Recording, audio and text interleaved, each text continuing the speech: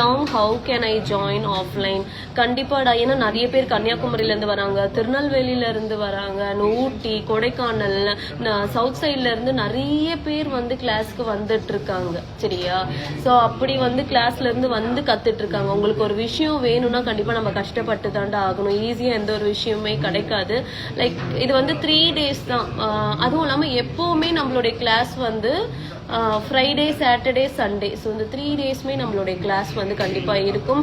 எப்பவுமே வீக் டேஸ்ல நம்மளுடைய கிளாஸ் இருக்காது. வீக்கெண்ட் எண்டில் தான் நம்மளுடைய கிளாஸ் இருக்கும்.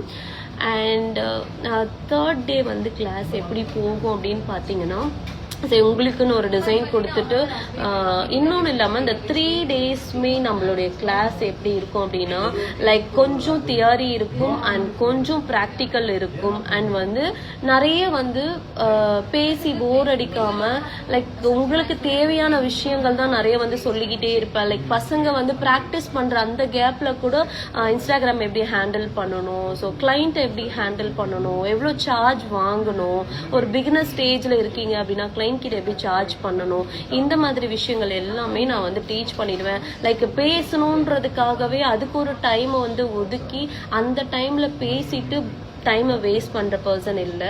அண்ட் ஒர்க் நடக்கும். பசங்களுக்கு நான் ஏதாவது ஒரு விஷயம் சொல்லணும், அவங்களுக்கு கன்வே பண்ணணும், இதெல்லாம் பசங்களுக்கு தெரியப்படுத்தணும் அப்படின்னா உட்கார வச்சு கதை பேச மாட்டேன். லைக் நீங்க ஒர்க் பண்ணுங்க. ஸோ தியரியாவும் எடுப்பேன், ப்ராக்டிக்கலாவும் பண்ணுவேன். ஸோ அந்த ப்ராக்டிக்கலா அவங்க பண்ற அந்த டைம்ல தான் நான் வந்து பசங்க கிட்ட பேசிக்கிட்டே இருப்பேன். ஏன்னா டைம் வேஸ்ட் ஆகக்கூடாதுன்னு பசங்க கிட்ட சொல்லவும் செஞ்சிருவேன். நீங்க வந்து ஒர்க் பண்ணுங்க, நான் சொல்றதை காதுல மட்டும் வாங்கிக்கோங்க அப்படிங்கிறதையும் சொல்லிடுவேன். 3rd day வந்து ஹேண்ட்ஸ் ஆன் ப்ராக்டிஸ் இருக்கும். அதாவது இருக்க ஸ்டூடெண்டே வந்து ஒருத்தவங்க இன்னொருத்தவங்களை வந்து இவங்களுக்கு மெஹந்தி போடுவாங்க, இவங்க அவங்களுக்கு மெஹந்தி போடுவாங்க.